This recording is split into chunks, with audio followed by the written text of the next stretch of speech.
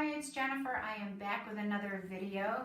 Thank you again for subscribing. And if you haven't done so, please subscribe so you don't miss any of my videos.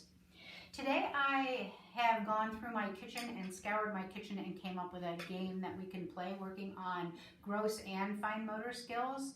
And we're also going to touch on some cooperation, turn taking, and working with picky eaters. So my first item that I found was a pair of tongs.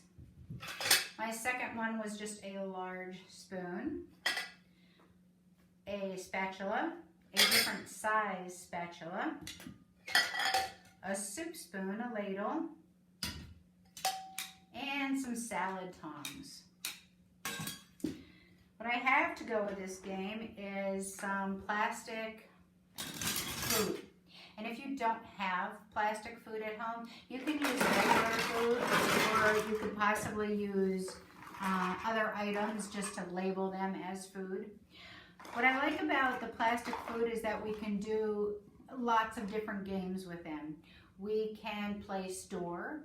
We can work on maybe some math skills.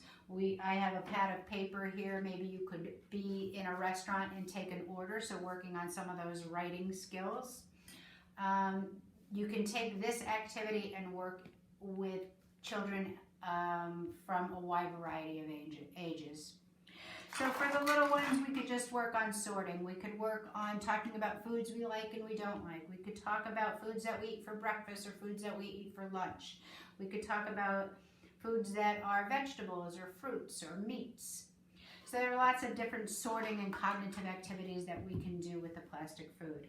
As far as the utensils, we can pick them up with the utensils. Know that we're working on shoulder girdle strength as well as maybe some forearm wrist motions and hand strength as well. So we can pick up the food and place it in a container. I also have a stock pot here because we can put some food in there and we can maybe sort that way. If you had X number of containers, maybe we could sort that way. We could turn it into a game where different family members had a different utensil to use, and we could work cooperatively, and we could each pick a utensil and get some food and run down to the end of the kitchen and throw it in the stock pot, come back and get another piece. We could make it maybe if we set a timer, we could work against the clock that way. If you wanted to add some more motor components to it, you could assign a movement. So maybe after you picked up your thing, I picked up a lemon. So after you picked up your lemon, somebody else in the group could say, okay, now you have to hop 3 times, or maybe now you have to spin before you can run to put it in. Just know that when we add motor components to our fine motor games, that we are adding that vestibular piece and we are just adding more motor memory and enhancing our learning in that way. What I like about these salad tongs is that it's the same motion that we use for our scissors.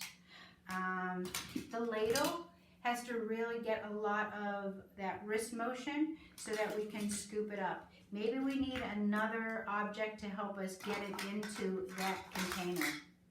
Or maybe 2 people could work together. I like that the dexterity needed for all of these is different. So in this, with the spatula, I'm getting some of that supination, that wrist up, which is that same movement that we use to hold our pencil.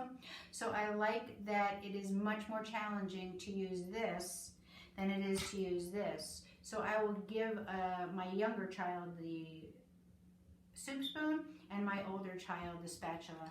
But just know that you're working on that just right situation. We really want them to be successful and we want them to have fun with this game. Maybe they can come up with their own version of this game so that they feel like they've got some control.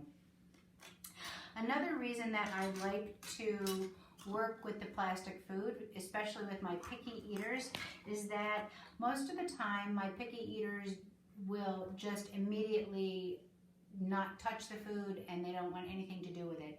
This will give them the opportunity to touch and play with foods that they don't necessarily like without it being so scary or challenging or daunting to them.